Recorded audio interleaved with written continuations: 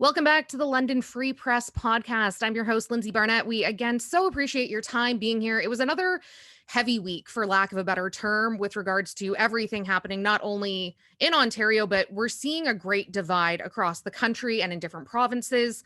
And we're going to focus a little bit on some of the protests and the occupation in Ottawa today. It's new today, kind of. I'm joined by a digital editor with the London Free Press, Pat Maloney. Pat, how are you today? Hey, Lindsay, how are you? Thanks for having me on. This is different for us. This is the first time I've had you on the podcast. So I'm excited to catch up and chat with you because I think you are the only person with the London Free Press who has kind of had a bird's eye view of covering what happened on the 402 as well as in Windsor with the Ambassador Bridge. So I think we need to start close to home and the disruption on the 402. I was talking to somebody who doesn't regularly follow the news, and they said they didn't really understand what was going on with regards to the blockade. It was like 20 farm vehicles, seemed like a handful of people, but it was enough that it caused some serious disruption.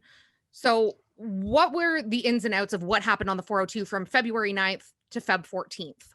Right. So, and I think that that's the big takeaway for me is that it was at the peak 20 tractors, 20 farm vehicles, and then it kind of ebbed and flowed, and there was 18 near the end, and then it was done. But that's all it took. And they blocked off one entire lane of 402, and then this would be a stretch sort of between London and Sarnia in a very rural area. And then the OPP cut down the whole westbound lanes in that area. So are there a lot of people traveling in their day-to-day lives on that highway? Like, I mean, the 402 is a 400 series highway. It's not the 401, but it's going to the Sarnia border. There's lots of those, and they were all diverted out into those rural communities that are pretty quiet places, and like they kind of like it that way, right? Like I remember there was one community out that way. They got a Tim Hortons a couple of years ago, and residents were like, "Well, what's this going to do to like our quiet little town?" They like quiet, right? And I grew up in rural Ontario. I respect that and appreciate that. This totally upended their lives, but also was enough to shut down a critical piece of infrastructure for 6 days, and really it petered out. I don't think these were hardcore protesters. I will say what I've said and what I've thought is that there are a lot of people that are anti-vaccine and anti-mandate at these protests, but I think at the core, there's also just anti-government protesters. There's people there are conspiracy theories, and I'm not sure that that's really the case with the 402, but I wonder if there's an overlap between some of what you're seeing in Ottawa. And I feel that the Emergencies Act was enacted federally. Provincially, there was tough rules put in place by Doug Ford, and all of a sudden, these 402 protesters just essentially voluntarily left. They just left, and I think that spoke to the fact that it was not a hardcore protest, but it was enough to cause a serious disruption. And I think we need to consider what that means. Absolutely. And you just touched on so many points. And I think this is where things have become very muddy. And I spoke to Jane Sims about this with regards to the occupation in Ottawa and the protests on the 402 and in Windsor that we're seeing. There's a lot of unclear messaging. Some people are saying, I'm here for everyone's freedom as a Canadian. Some people are saying we're done with the mandates. Kids shouldn't be wearing masks. Some people are anti-vax. And as you said, some people are just now at the point of trying to overthrow the government. We just had a federal election not too long ago. And whether people like it or not, democracy is in place in Canada, and majority of Canadians who voted had their voices heard. That's how things happen. But things got, like you said, it kind of petered out with regards to the 402, but things kind of got, I don't want to use the word rough, but rough in Windsor with regards to clearing out those protesters. I think it was like $390 million a day that Canada was losing in trade having the bridge blocked off. That is an astronomical number. And I think a lot of people are sitting back watching all of this unfold like, what is the problem? What is taking so long to clear these protesters out? So let's talk a little bit about the process of getting things cleared out in Windsor. I actually thought the Windsor police and London, a lot of London police officers were there too. RCMP was there. I thought they did a fairly efficient job, and it really wasn't violent. I mean, if you've ever seen an arrest, and I unfortunately had the occasion to see them through my work, it's a very strange thing to watch. I mean, it is a physical act. You're physically arresting somebody, right? So it doesn't look great. So you see pictures like the Windsor Star had great coverage, had great photography of police officers on top of an obstinate protester and arresting him. Looked kind of violent, I guess, but there was no, as far as I can tell, there was no violence. It was actually really efficient. They really only started, I mean, there was an court injunction as a 7 p.m. Friday night. This is almost a week into the Ambassador Bridge lockdown. Saturday morning, police started clearing them out. By Sunday afternoon, they were all gone. So it was a pretty efficient process. And fortunately, there was no violence directed at the police or directed at any civilians that were in that area. So I actually was really impressed with how quickly that cleared out. And it was almost like, why didn't you do this sooner? And I wonder if part of the impetus for that Ambassador Bridge being cleared out with a little more efficiency and a little more intensity as opposed to Ottawa is you had the Americans in Michigan, and I'm assuming in the White House saying to the Canadian officials, what is going on up there? So you had an extra layer of pressure. I think Canadians generally too, I don't know if you'd agree with this, but they would say, we tolerate it. We're tolerating what's going on in Ottawa. Americans would not tolerate that. They would not abide that kind of conduct in their cities for, what are we at? Almost 3 weeks now in Ottawa. So anyway, Ambassador Bridge is cleared, and I think that's obviously a positive thing. And, reasonable people can agree that protesting is good, right? But blocking critical public infrastructure is not good. And it's especially not good when it's unclear what you're actually doing there. Because there is a divide in Canada, but it's not a divide down the middle. I mean, 90% of us are vaccinated. There's no question about that, right? There's no doubt about it. And to your point about the federal election too, we just had it and Trudeau got reelected. Yeah, I think I don't want to use the word funny because what's happening is not funny, but my grandmother always says, if we can't laugh, we're going to cry. There were 46 arrests made at the Ambassador Bridge, 90 charges laid by police, and something that we didn't touch on with regards to the 402, and I'm curious to see what happens too with what happened in Windsor, is what's the dollar amount going to be associated with this with regards to the police and taxpayers who are obviously going to have to foot the bill for this. This is going to take so that's a big question. And I did a story yesterday on Warwick Township, which is the local municipality right at that portion of the 402 that was closed. And it's their understanding that they and other communities near them, that's the property taxes, the homeowners and the business and the property owners, they're going to have to pay to cover the extra cost of the OPP work. It is not defrayed across the province. Now, there's some very unhappy politicians in those communities who I think want the people who organized the 402 protests to pay that freight. Now, whether or not there's a mechanism for that, that's not clear to me at this point. But Warwick Township, for example, will probably be paying about 5% of whatever that bill is for all the extra policing that it took to make sure that 402 blockade didn't turn into whatever havoc that it could have turned into. And there's also kind of a political element to it, which is very interesting. The mayor of Warwick Township is an avowed Freedom Convoy supporter. She's an elected politician who was in Ottawa supporting that convoy. And I spoke to her Sunday night and I said, well, what do you think about the illegal blockade in your community at the 402? And she said, I don't have an opinion on it, which was a surprising answer, I'll say.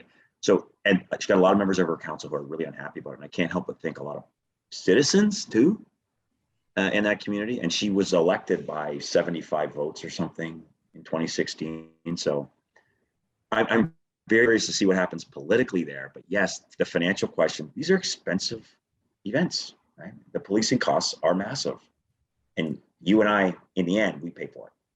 Absolutely. And like you said, this isn't a clear divide. And I think for a lot of people, you made such a good point of saying that Canadians are just kind of passively watching what's happening in Ottawa. And even myself, I'm guilty. Like I'm working from home right now. I don't have to go on the 402 every day. So it didn't really affect me. I saw the headlines, I read the articles, and I thought, man, that's a pain and an inconvenience. But again, I do believe that people have the right to protest. But where is that line? Now, at the time of recording this right now, OPP were out in Ottawa. Ottawa police were out this morning handing out notifications to occupiers saying, this is it. This is your final warning. You can be charged with criminal offenses if you don't start dispersing. We've seen a lot of things online about bank accounts being frozen. This is the first time I've seen this in my adult life. And watching this unfold, and I have no participation in anything happening. I'm just watching it. I'm shaking my head thinking, my God, this is terrifying. Yeah, it is. And I think that, there is the potential for violence, I think, in Ottawa, which is not something we have to, that old thing, all news is local. If it's in your backyard, it's really, really important. If it's not, it's not as important. The further away it is from you, the less relevant it is to you. But it's the Ottawa thing is very compelling, I think, and it's very concerning. And I see the potential for violence there. But I also think there's a lot of criticism. And like, if people are reading the Ottawa Citizen, their coverage has been really good. And there's a lot of criticism of how the police have handled this. And the police chief has now resigned. You know, like, I wonder if it's like a here's your hat, what's your hurry kind of thing, but he's gone. And I think there's also things you've seen where some police appear to be, it's confusing. Some police appear to be fraternizing with protesters, okay? Some police appear to be supportive of them, but you're then hearing police say, that's all part of our intelligence gathering efforts. It looks like we're being palsy-walsy with them because that's what we want them to think. So I thought, oh, geez, I never thought of that before. So it all seems a little topsy-turvy, but I think in the end, what concerns me is there are clearly conservative MPs who are supportive of these are elected politicians who are supportive of this illegal occupation. You have an elected politician right here who's supportive of it. You have this sense that maybe there's some law enforcement officials, at least individually, who are supportive of it. I'm seeing it on Twitter. I'm seeing journalists, or people who purport to be journalists, who are supportive of it. It's a scary time, and it kind of makes your head spin around a little bit. You're like, wait a minute, where are we here? Like, what is the rule of law? And how did we get to a point where elected politicians are supporting anti-government uprisings? But here we are. And I guess the question for me that I can't answer, but it keeps going through my head is, where do we go now? Like, what's the next thing going to be that prompts this now organized group of vocal minority to lash out again like this? I don't know. They could very soon. I think you hit the nail on the head. It's alarming to see, like you said, politicians and police. And that's the first I had heard of it, that maybe they were doing a little bit of recon to get some intel as to what's happening. But from an outsider watching in, I hear things, and obviously I'm tied to the media. I host this podcast, and we hear, stop listening to mainstream media. It's bias. You're not getting the real story. I've seen so many people on social media. I was in Ottawa. It's peaceful. It's full of love. Everyone is super respectful. But then I know some people, I have friends who live in Ottawa who are residents in Centertown. And some of the stories that I have heard via phone and text message is alarming, and the harassment is real, and sexual assault is real, and a 3-year-old was harassed by an occupier because she had a mask on walking home from daycare with her mom. So I'm hearing all of these stories, and then we hear things like defund the police, and I think you're right, my head is starting to kind of spin, and I just don't know which way is out. Yes, I agree. And I think the pillars of the democracy are so strong here that this is not going to topple it. It's just this is just a little tremor, but it is concerning. And I will say it's reaffirmed to me, though, the role of the mainstream press. I think the coverage has been outstanding. And part of the issue with the protesters is they're craving an endorsement. They crave it. And when a newspaper or a television reporter, God bless TV reporters, when they're telling you something you don't want to hear, and it's the opposite of what you believe, and your YouTube algorithm feeds you what you want to hear all the time, and your social media feeds are set up to tell you what you already believe and reinforce all your own perspectives, it's jarring, and you come after people, and people are coming after us a lot. And I understand it. I don't take it personally, and it doesn't bother me.